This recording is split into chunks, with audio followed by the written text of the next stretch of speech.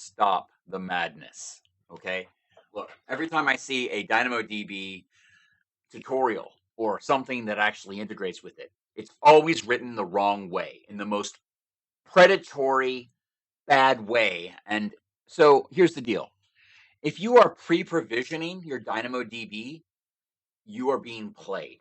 If you're looking at a tutorial and it says you have to pre-provision by having read capacity units and write capacity units in your initial deployment, you are being played.